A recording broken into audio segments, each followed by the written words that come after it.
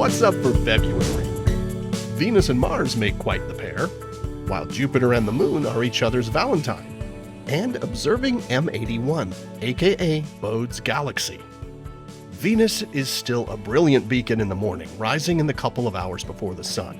It has been sinking lower in the sky for the past couple of months though, and by the end of February it's pretty much getting lost in the light of sunrise. It will start making its return as an evening sight in July. You can catch the bright planet together with a slim crescent moon on the morning of February 6th, just as the sky starts to brighten. Next, Valentine's Day brings a nice pairing to enjoy with someone special.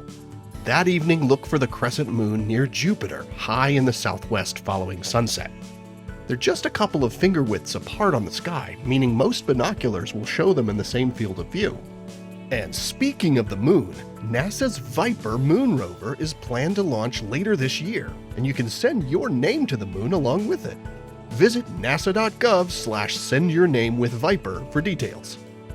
Returning to the inner planets, as Venus begins its exit, we find Mars returning to view.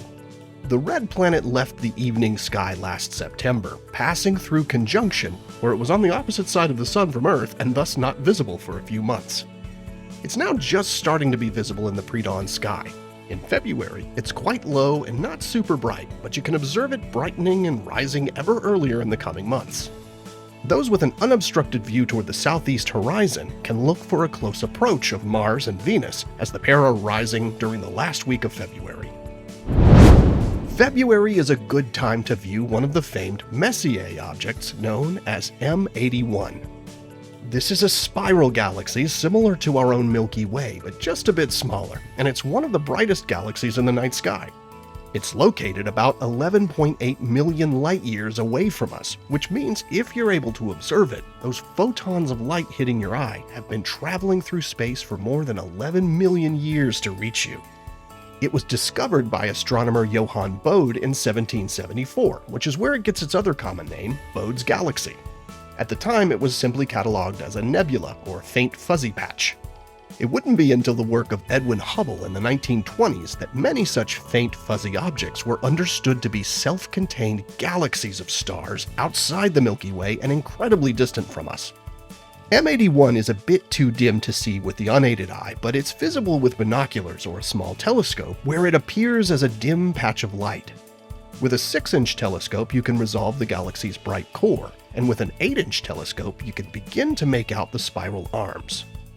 Locating M81 is not too difficult with the Big Dipper or the Plow to guide you. Starting with the star on the end corner called Bode, imagine a line twice the distance from the star on the opposite corner of the Dipper, Theta. Pointing your telescope or binoculars in that area ought to put you pretty close to M81. You might also notice its faint fuzzy companion nearby, which is M82. This is another galaxy but seen edge-on, and it gets its common name, the Cigar Galaxy, from this appearance. This pair of galaxies is circumpolar in the northern hemisphere, meaning they rotate around the north celestial pole and never set. Unfortunately, this means they're not really visible from the southern hemisphere. Although it's visible all year in the northern hemisphere, from about February through May you'll find M81 high in the northern sky in the first half of the night, making it easier to observe. So grab your telescope or find a local astronomy event with NASA's Night Sky Network and check out M81, Bode's galaxy, a distant cousin to our home galaxy, the Milky Way. Here are the phases of the moon for February. Stay up to date on NASA's missions exploring the solar system and beyond at science.nasa.gov. I'm Preston Dykes from NASA's Jet Propulsion Laboratory, and that's what's up for this month.